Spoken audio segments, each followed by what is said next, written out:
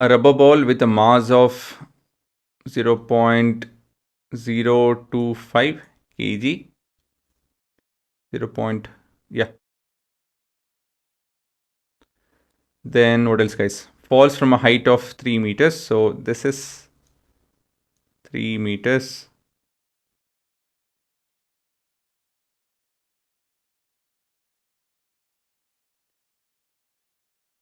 And it, after hitting the ground, right, it rebounces to a height of, this is down and this is up, height of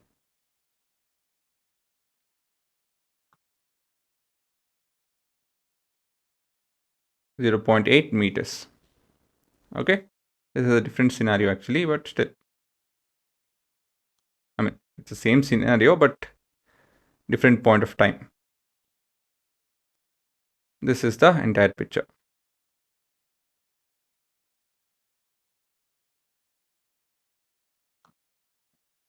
So this is bouncing time is 0.2 seconds. And here the final velocity is 0. Here the initial velocity is 0. These are all the few things which we can tell.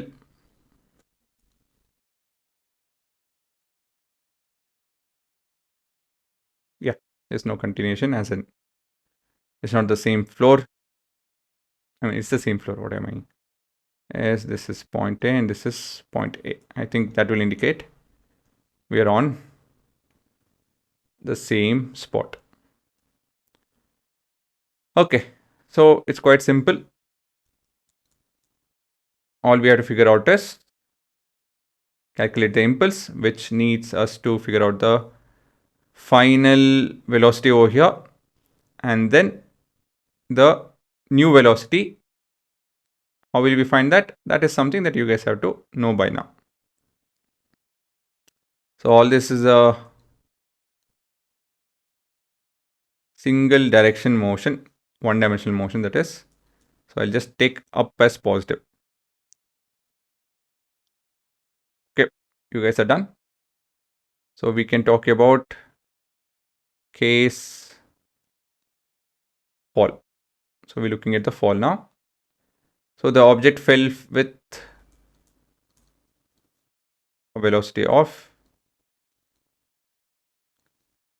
started with a velocity of 0 and it got accelerated to 10 meter per second.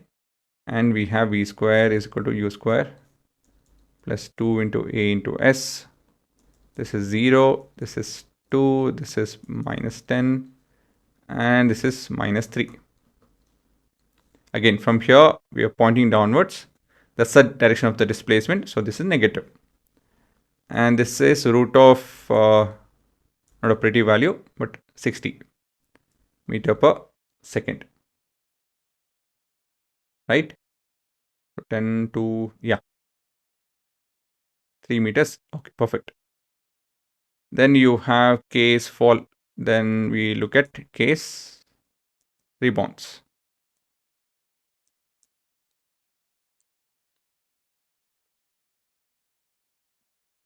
So we know that final velocity is 0 meter per second. And it got displaced to 0.8 meters. So we are looking at v square is equal to u square plus 2 into a into s. V is 0. U is what you're trying to figure out. And this is plus 2 times of minus 10 into 0.8. Here the displacement is positive because it's pointing up. It got displaced up. So u square is, I'm just rearranging, 1.616. So u is 4. And by the way, I'm assuming, I'm sure you guys noticed that 10 meter per second square as our velocity.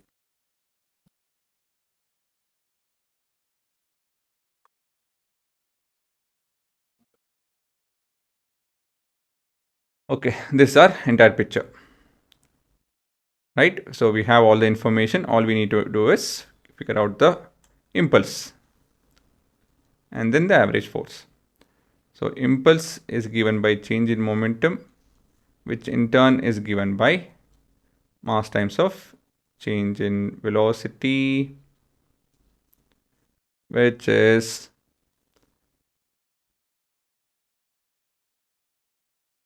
equal to mass is 4 kg.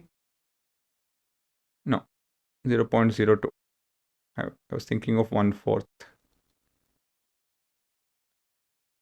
And velocity changes 4 minus, right? It was falling this way and then it changed up. So for us, up is positive. So this is 4, right? It need to have a 4 meter per second velocity over here for it to go to this height. And by the time it reached the ground, it has a velocity of minus 60. But since it's pointing down, it is minus root of 60. Okay, so this will be negative, right? And then minus of minus, just simple calculation. So this is 0.25 times of 4 plus root of 60. This is approximately 2.94 kg meter per second. So that's how much of momentum has been changed. Wait, did I do it right? 0.05, sorry. Okay, so we have approximately 3, guys, 0.3. 0.30. That's actually 0.29. That's the right approximation. Okay, now we know the impulse, we need to figure out the force. Average force, that is your impulse by time. So that is the amount of change that we are looking at. But the time of contact is just around 0.2. And this will be 1.45 Newton in the direction of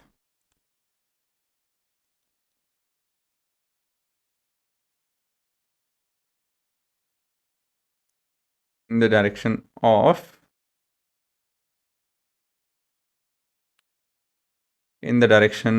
or opposite to the direction of the fall.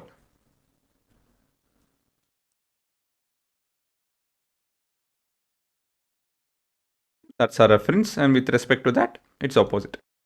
Actually, it should always be the case. We should always talk in terms of the initial motion, right? So that would be it. So we can see that everywhere along the journey, the ball is in contact with the ground for 0.2 seconds. So that's a very small time for us to look at. Is it not? In this entire journey, it's just a small time. But if we want to figure out the force, what concept are we using? We are using impulse concept. So we are going back to the impulse concept. So I told you at the start of the impulse topic that impulse concept might look ambiguous, as in it's the same thing. I mean, same velocity, same mass, same momentum, and all of that. Yes, it is the same thing, just with a new name. Change in momentum is your impulse, right? So momentum idea we have. Change in momentum, they're given a name called as impulse, right? So, and it's related to that during this small time, there's a huge change in the momentum is the whole idea. That's it. Okay. The approach is all of this, whatever you're looking at. And in time, you will also see graphical or expression based questions as well. Graphical, you would have already seen. Expression, yeah, it will be a bit tougher. So we'll place it in a bit higher level. So this is it. Okay, you can pause and have a look.